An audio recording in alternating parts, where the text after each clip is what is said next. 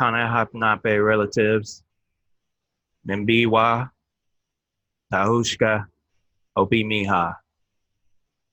I just said good morning or good day, relatives. My name is Opi Miha in Tudelo. All right, so like I promised, this is going to be part 2 to the Free African Americans, Virginia and North Carolina. And I'm going to read through this again. This is lengthy. So I apologize in advance if this takes a really long time, but I'll try to get through it as fast as I can. So if you are all ready, let's get into it.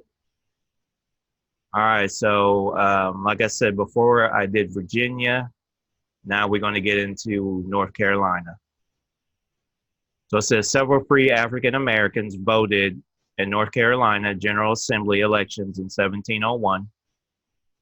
Jack Braveboy was living in Chowan County before July 17, 1716, when he was presented by the court. A Negro coming into this government with a woman and do live together as man and wife. It is ordered that said Braveboy produce a sufficient certificate of their marriage. Then it gives you some information where you can find the certificate. Then it says in 1725, John Cotton was indicted for marrying a mulatto man to a white woman. And in 1726, the Reverend Mr. John Blacknall was fined 50 pounds for joining together in matrimony Thomas Spencer and Martha Paul, a mulatto woman. Then again, here you can see where you can find the records. Let's continue. It says many of those who were free in Northampton County, Virginia, settled in Craven County, North Carolina. Then it's going to give us some surnames here. They were the Carter, Copes, Driggers, George, and Johnston families. They can be traced directly back to their 17th century Virginia ancestors. Those in the early 18th century list of Northampton County, Virginia, Tythebos, who immigrated to North Carolina, were the Allen and Roberts family. So again, those are the surnames, and maybe that'll help, some of you out there find your families if you have those surnames. Let's continue on. The descendants of Nicholas and Bungie Manuel, Negro slaves, freed by the October 28, 1718 Elizabeth City County, Virginia will of Edward Myhill, were in the Edgecombe, North Carolina militia in the 1750s. Getting some more good information here that you can look up if this Manuel surname dates back to you and your family. Then it gets some information here. Let's continue on. James and Peter Black came to Craven County from Essex County, Virginia, where they had been freeborn. John Heath tried to sell them as slaves to William Hancock, but the Craven County Court intervened on their behalf on June 21st, 1745. Then again, you can see here the court minutes where you can look up this information. Continue. Maul, Nell, Sue, Sal, and Will Dove, Negroes, came to Craven County, North Carolina from Maryland with Leonard Thomas, who was trying to keep them as his slaves in September 1749. But William Smith traveled to Maryland and proved their claim that they were freeborn. Just a quick note, the Dove last name, I know some Doves, and also the Manuel name, one of my tribal brothers is a descendant from those names. Okay, let's continue.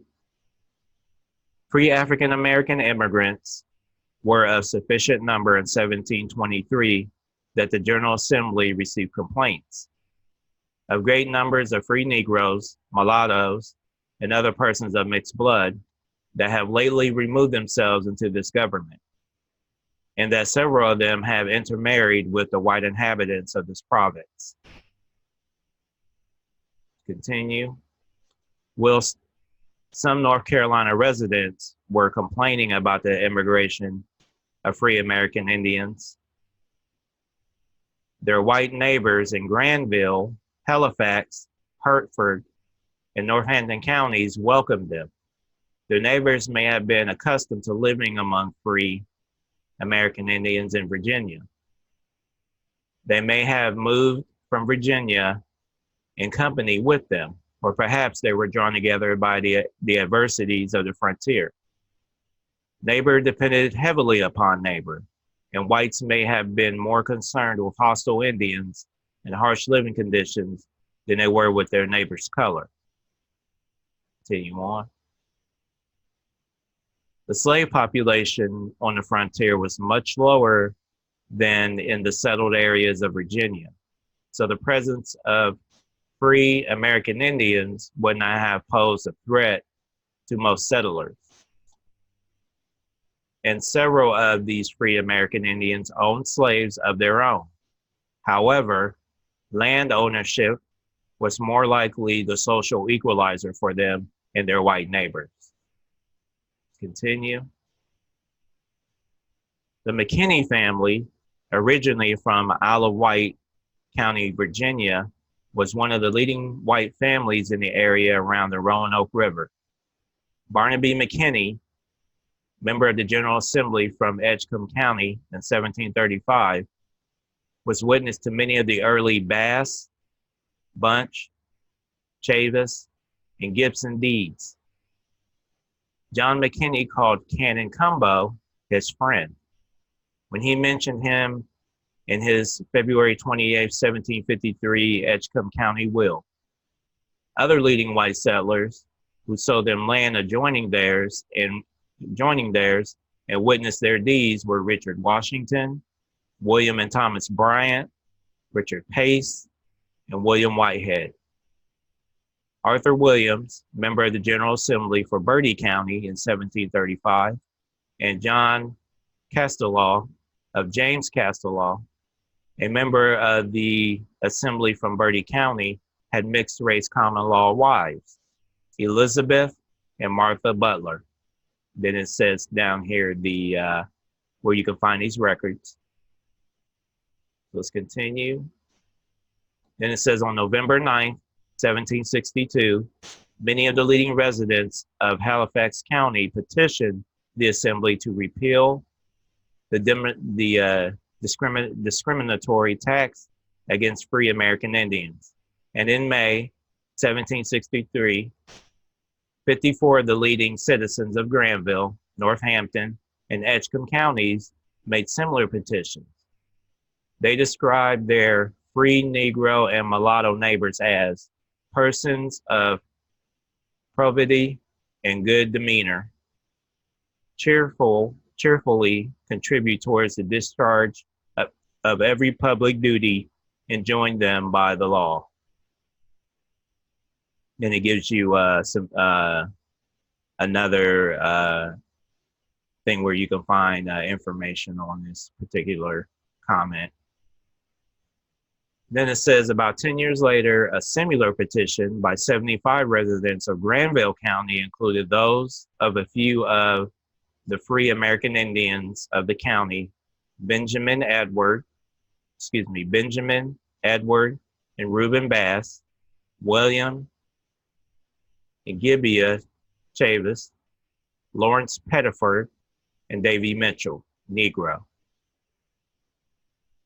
And let's keep going. It says by 1791, they represented 1.7% of the free population of North Carolina, concentrated in the counties of Northampton, Halifax, Bertie, Granville, Craven, Robeson, and Hertford, where they were about 5% of the free population. Heads of family, North Carolina. And we'll check out these notes here in the part 3 of the series. In these counties, most American Indian families were landowners. Again, just like before, when we were reading in the Virginia one. Then it says, and several did exceptionally well. Let's continue.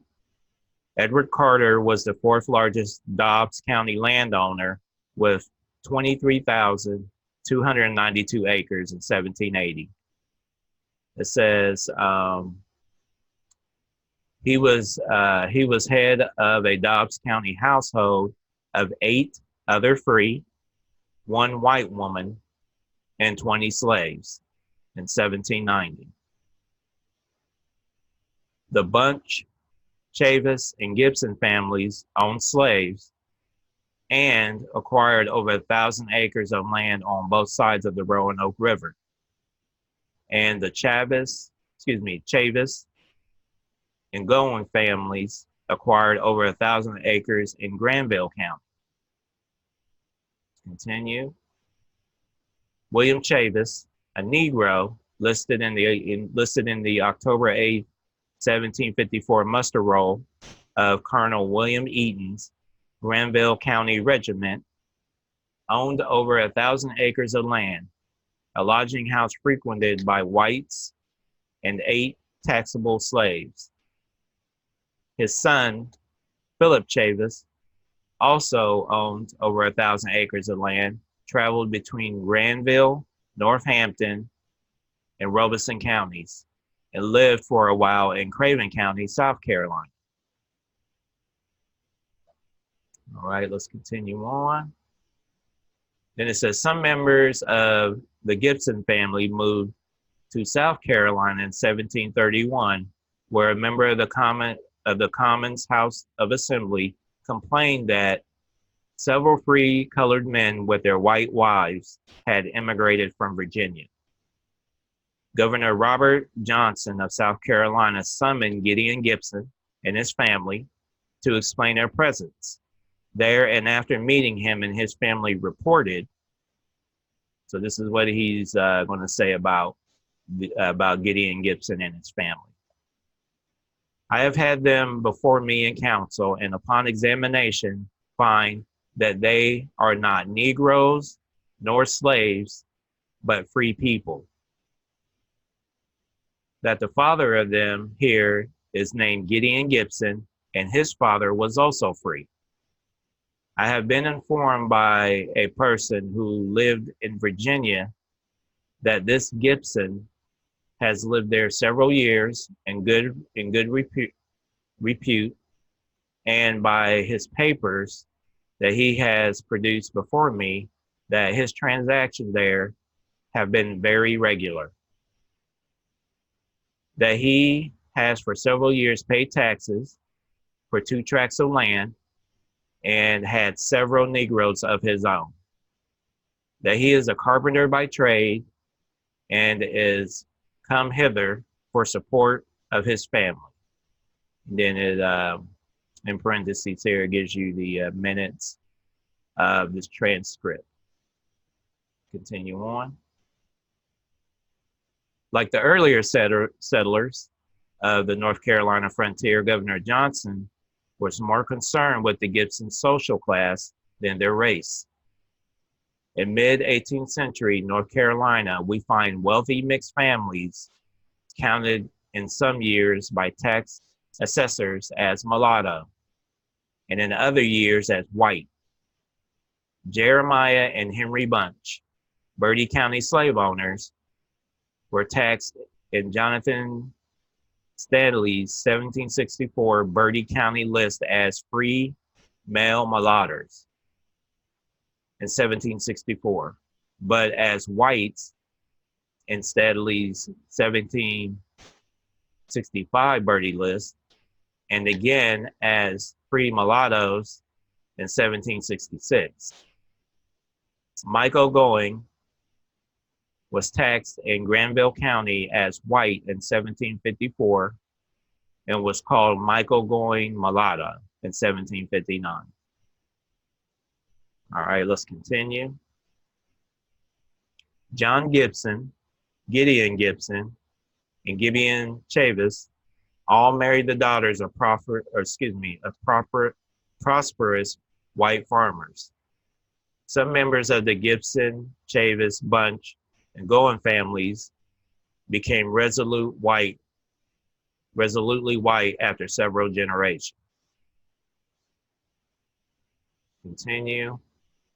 While some free American Indians owned slaves and were accepted in white society, others married slaves and socialized with slaves. Hester Anderson, one of those freed in 1712 in Norfolk County, was the common law wife of a slave. She was the ancestor of the Artist family of Southampton County, Virginia, and several North Carolina counties. James Revel of Cumberland County entrusted his executor with the task of making application to the legislator for his wife's freedom. Continue on. Abel Carter was suspected of aiding a runaway slave. The November 14, 1778 issue of the North Carolina Gazette of New Bern advertised a reward for a Negro fellow named Smart. To suppose he is harbored about Smith River by one Abel Carter, a free Negro, as he has been seen there several times. Continue. However, the majority were small farmers owning a few hundred acres who married other free American Indians. These marriages can be identified from colonial wills and tax lists, and they were recorded in the county marriage bonds starting in the late 18th century. Okay, let's continue.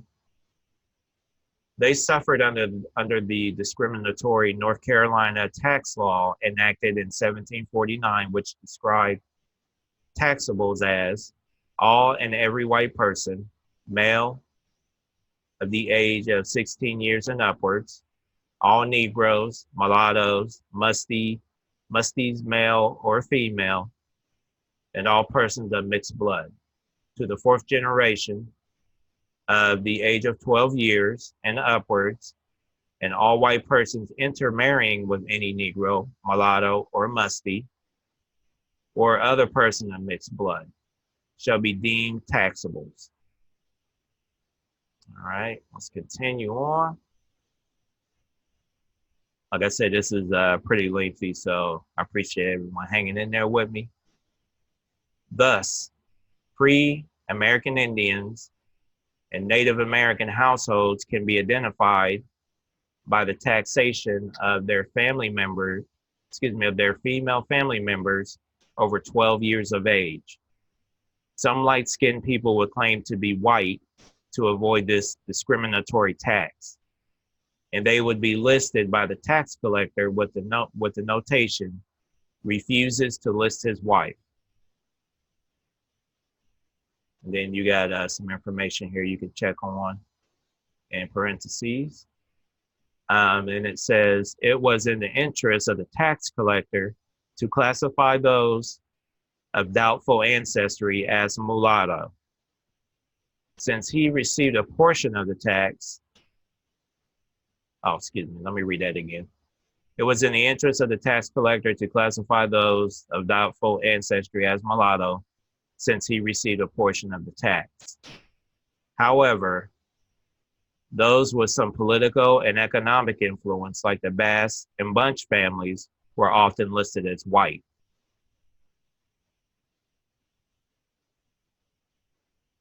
In addition to the discriminatory tax, poor and orphaned American Indian children were bound out until the age of 21 by the county courts, just like their poor white counterparts. And then it says, in July 1733, the General Assembly received complaints from divers inhabitants, Not sure what divers inhabitants actually is. I'm gonna have to look into that and find out what that means. And if anyone does know what it means, you can leave a comment to let me know. It says divers, free people, Negroes, mulattoes residing in this province were bound out until they come to 31 years, contrary to the consent of the parties bound out. The said committee further report that they fear that divers person will desert the settlement of those parts. Let's continue. The General Assembly ruled that those illegally bound should be released, and the practice of binding out children to 31 years of age instead of 21 years was also to cease. Then it shows you the colonial records you can go look up. Continue. The children were bound as apprentices in various crafts. Some apprentices were bound to learn the art, trade, and mystery of farming, which may simply have meant working as an unpaid field hand. Others were trained as coopers, blacksmiths, cordwainers, or other useful occupations. Continue.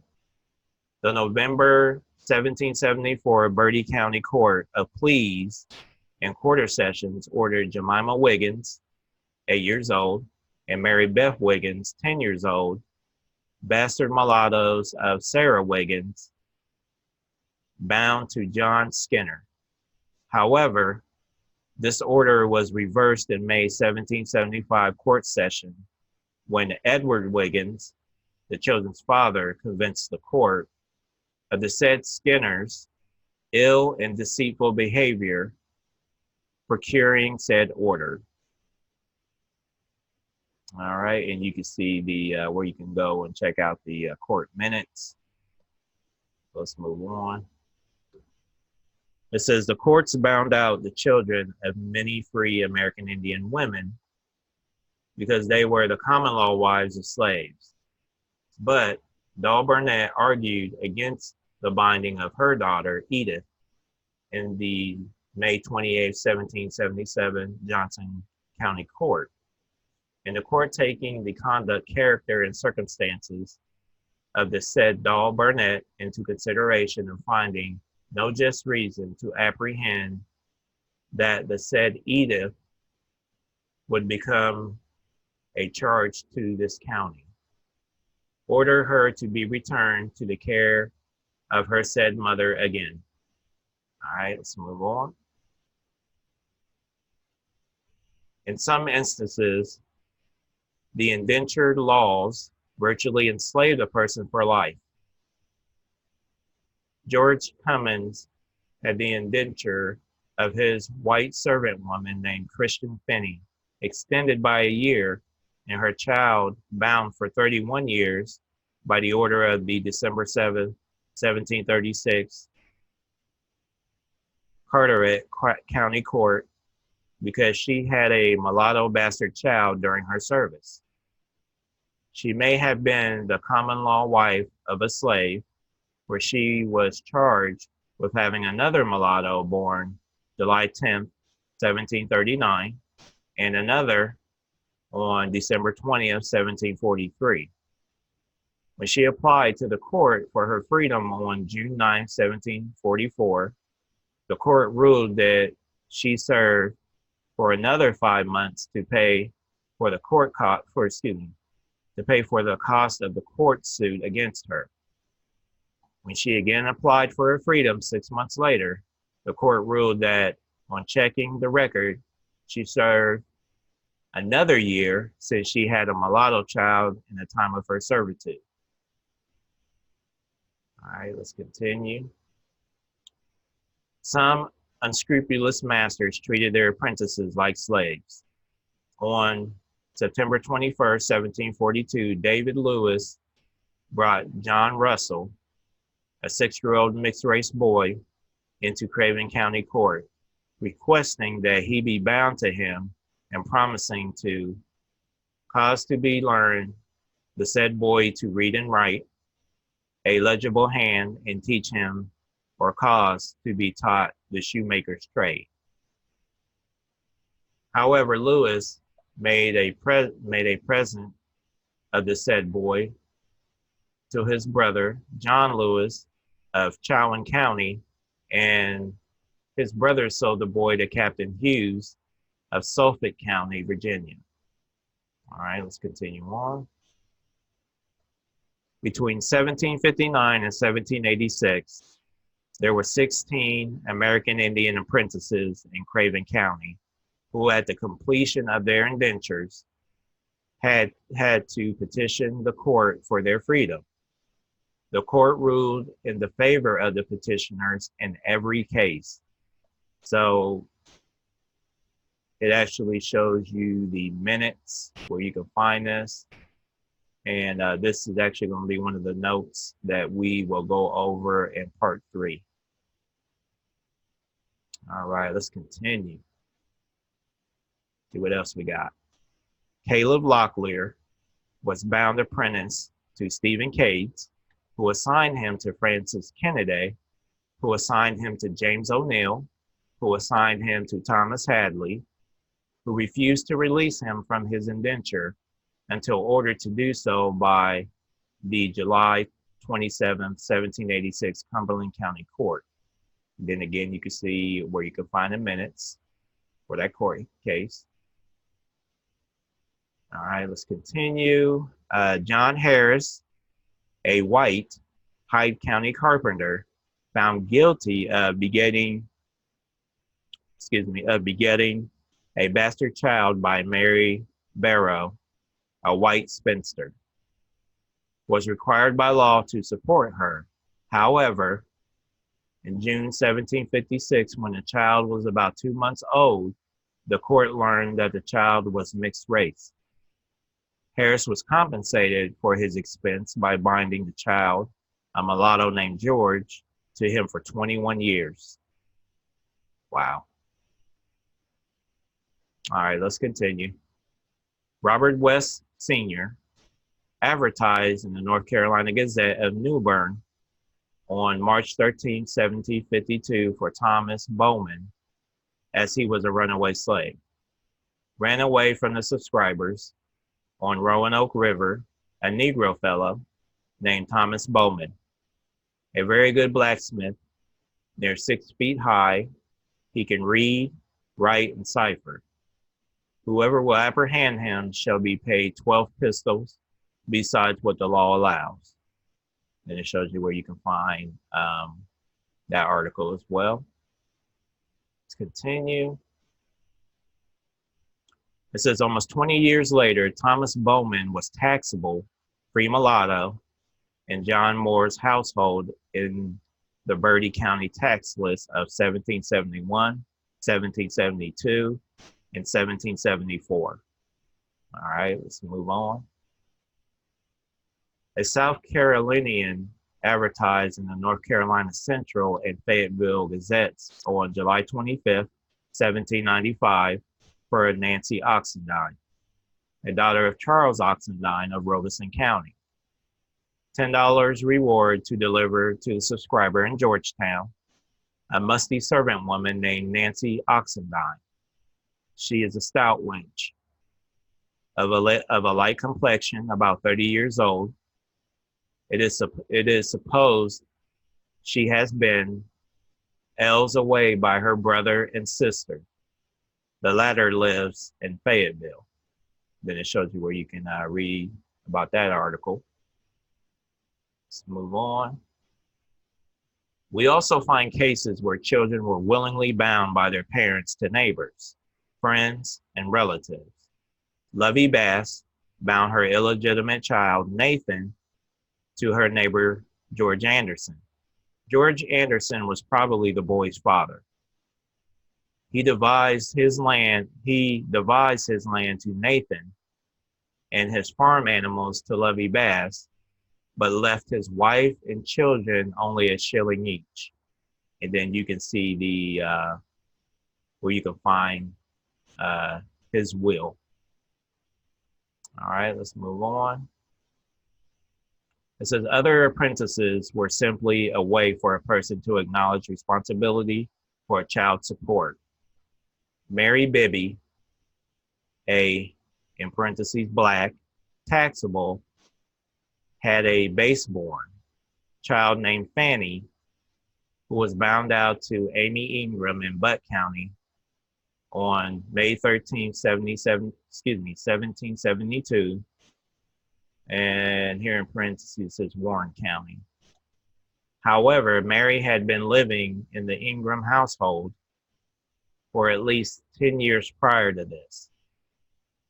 She and a slave named Charles were black taxables in Jesse Ingram's household in Gideon Macon's 1761 list for Goodwin's district of Granville County.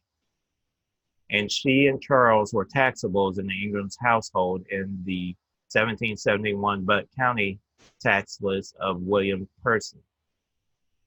Mary was Charles' common law wife, according to a June 28, 1893 letter from a Bibby descendant,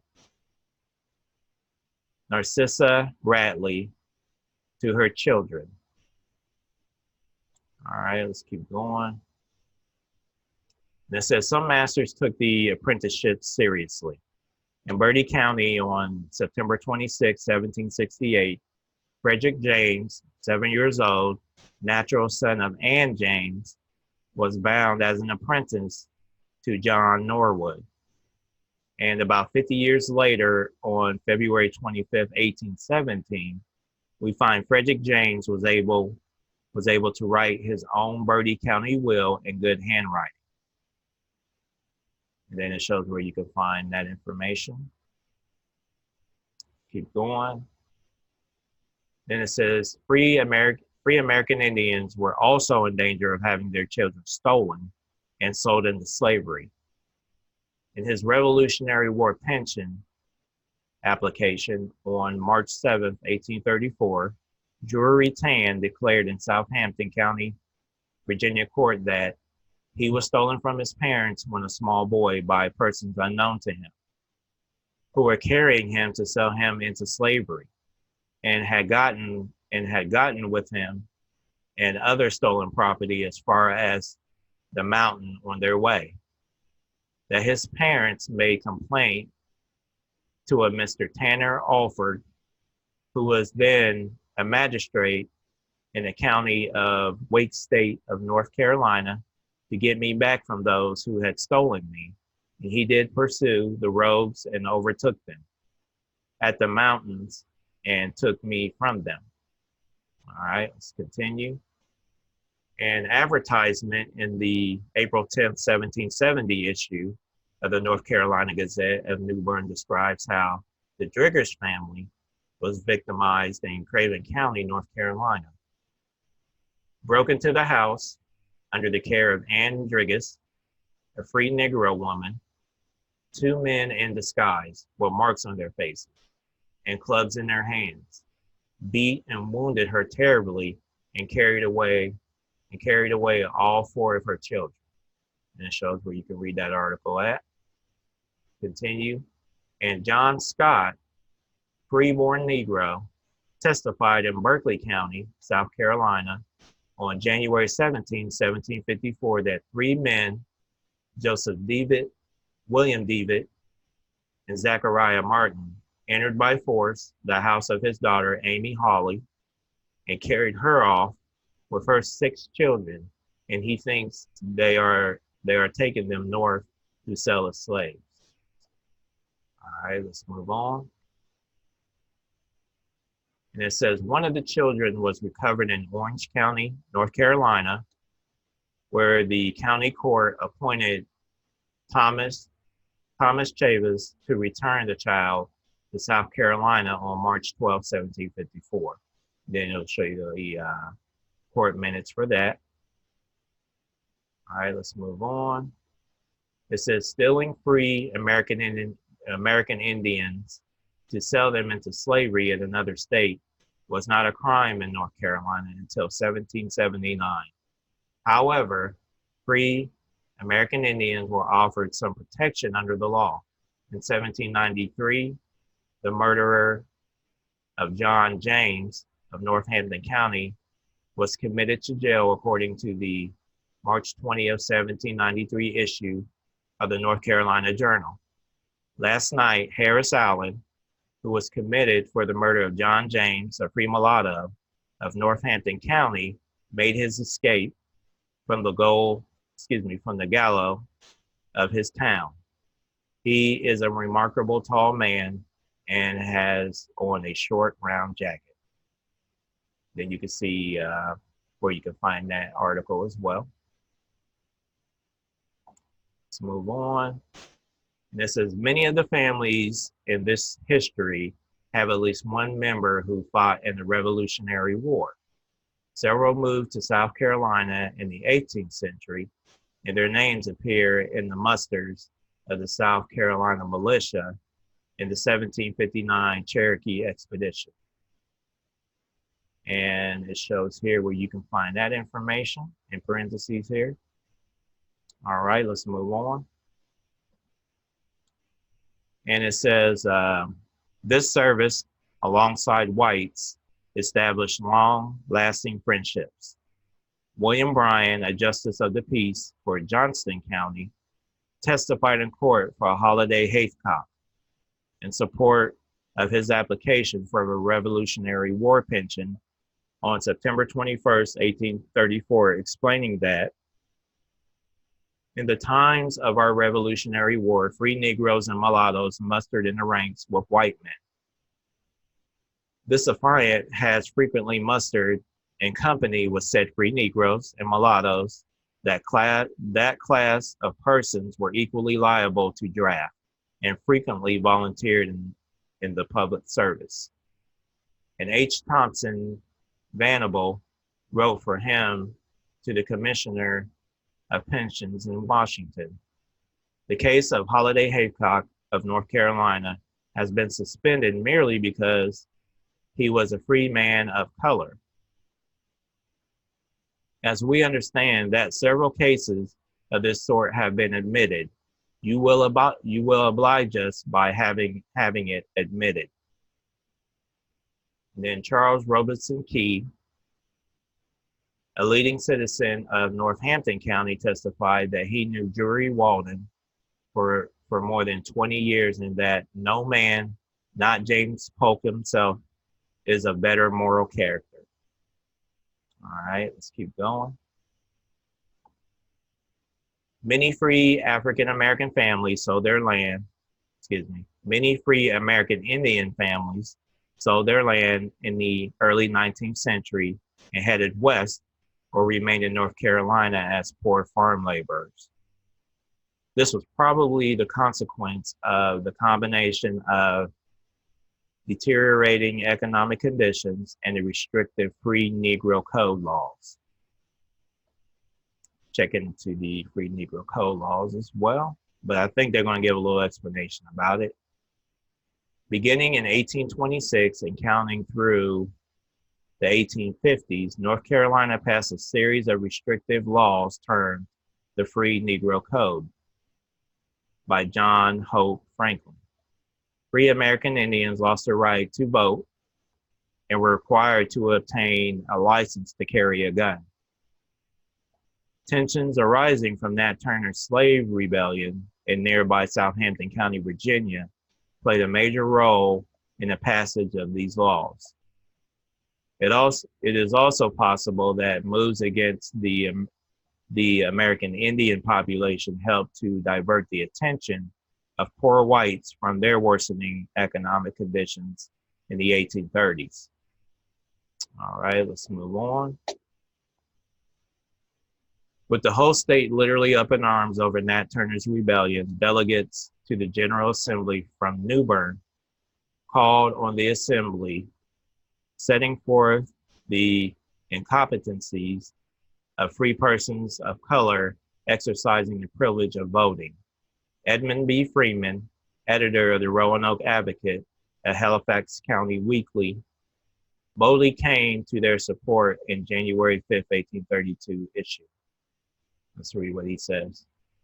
It cannot be denied that free Negroes, taken in the mass, are desolate and abandoned. Yet there are some individuals among them sober, industrious, and intelligent. Many are good citizens. In that they are sometimes good voters, we have the best proofs. We do think that too much prejudice is excited against this class of our population. But at the same time, there is a class of white-skinned citizens equally low and abandoned, whose absence would be little regretted. Then it shows where you can find that article as well. So let's move on. If his attitude toward towards free American Indians was typical of white Halifax County residents, this would help explain why free American Indians made up over 18% of the free population of the county in 1810. The editor's backhanded compliment certainly compares well to the sentiments of Robeson County residents. The county of Robeson is cursed with a free colored population that migrated originally from the districts round about the Roanoke and Neuse rivers. They are generally indolent, roguish, improvident, and dissipated. And it shows you where you can read and find that article where he wrote that as well. Continue. Or a northern paper quoted in the January 5th, 1832 issue of the Roanoke Advocate complaining about the evils arising from the immigration of free blacks from other states into Pennsylvania, overrun by an influence of ignorant, indolent, and deprived population most dangerous to the peace. Then you can see, it's dangerous to the peace, rights and liberties of our citizens. And then you can see where you can find that article. And let's see, it says John Hope Franklin recorded a famous case in which Elijah Newsom of Cumberland County was prosecuted for carrying his gun in the county. And then it says, however, Halifax County and Robeson County appear to have granted gun licenses freely. These licenses were recorded in the county court's records from 1841 through 1846. And again, there's another note that we'll go over in part 3. Let's continue on. I thank everybody again for hanging in here with me. All right, here we go. So it says, many of those who left the state were enumerated in the 1840-1860 census of Indiana, Illinois, Ohio, and Michigan. Some went to Canada, and a few to Haiti and Liberia, which I didn't know. It's interesting. By 1857, when Henry Chavers immigrated to Liberia, life for free American Indians in North Carolina must have been truly oppressive. A letter written for him to his friend, Dr. Ellis Malone of Lewisburg and Franklin County, describing Liberia sounds like that of a recent liberated slave. So this is what he wrote about Liberia. He said, this land of freedom, a nation of free and happy children of a hitherto downcast and oppressed race. I now begin to enjoy life as a man should do. Did my colored friends only know, or could they have seen what I already have seen, they would not hesitate a moment to come to this glorious country. And then it shows where you can read that information, where you can find it. And there's another note that we'll go over again as well. And then it says, by 1870, many of those who remained behind were living in virtually the same condition as the freed slaves.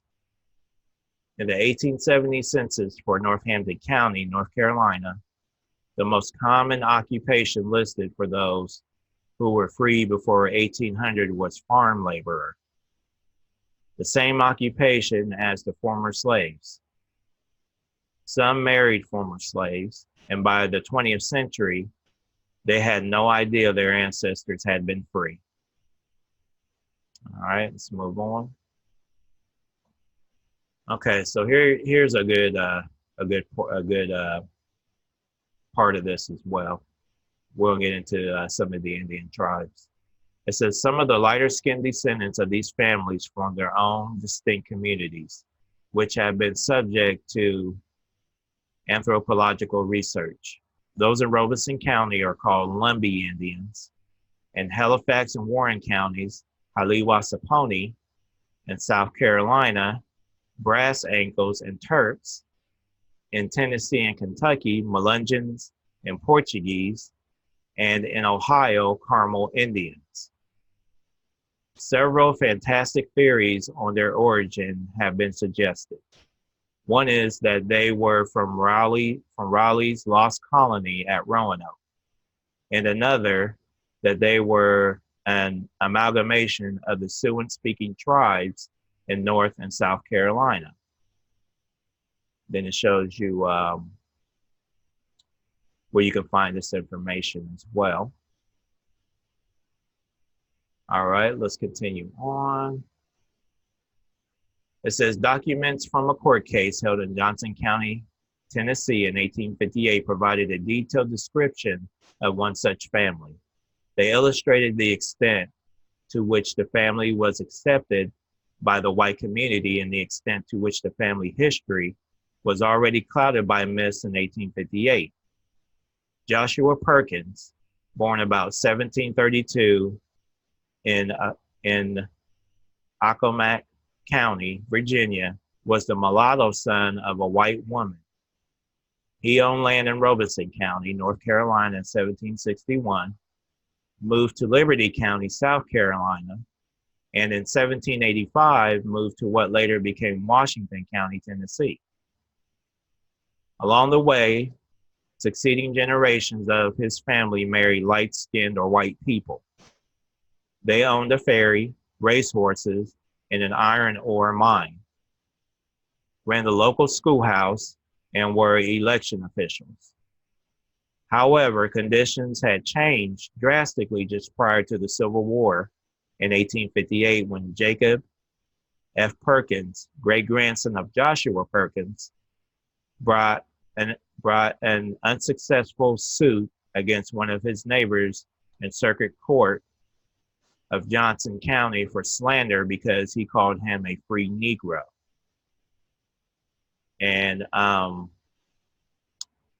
it actually lists where you can find this information here, and it's also a note that we will go over in part 3. Let's continue. We should be getting close to the end of this section here. It says more than 50 witnesses made depositions or testified at the trial. Many of the deponents had known 3 generations of the family in North Carolina, South Carolina, or Tennessee. 16 or 22 elder witnesses who had actually seen Joshua Perkins testified that he was a Negro, describing him as a dark-skinned man with sheep's wool and flat nose. Black man, hair nappy, some called Jacob, his son, a Portuguese, and some a Negro. Knew old Jack, Joshua, in North Carolina on PD. Bright black or nearly so, hair kinky, like a common Negro. All right, let's continue on. However, 18 witnesses for Perkins testified that Joshua Perkins was something other than Negro, Portuguese, or Indian. And another note that we will go over in part 3. They said little about his physical characteristics and those of his descendants. Instead, They argued that he could not have been a Negro and been so totally accepted by his community. A dark-skinned man resembled an Indian more than a Negro. He was generally called a Portuguese, living well, kept company with everybody, kept racehorses, and John Watson rode them. Then it gives you where you can find the deposition for that comment. It says mixed blood and not white. His wife fair skin. They had the same privileges. Okay, let's keep going. Hair bushy and long, not kinky, associated with white people, associated with the most respectable persons. Some would call them Negroes and some Portuguese. Continue on. He was known of the Portuguese race. 4 of his sons served in the Revolution. Jacob and George drafted against Indians. They came from and kept a ferry in South Carolina. All right, next one says they kept company with decent white people and had many visitors. And the last bullet point, I taught school at Perkins Schoolhouse. They were Portuguese, associated white peoples, clerked at elections and voted and had all privileges. All right, so we're coming to the end here. It says, some who testified in favor of the Perkins family had never seen Joshua Perkins and seemed to be genuinely confused about the family's ancestry. I was well acquainted with Jacob Perkins, a second-generation Perkins, a yellow man said to be Portuguese. They do not look like Negroes.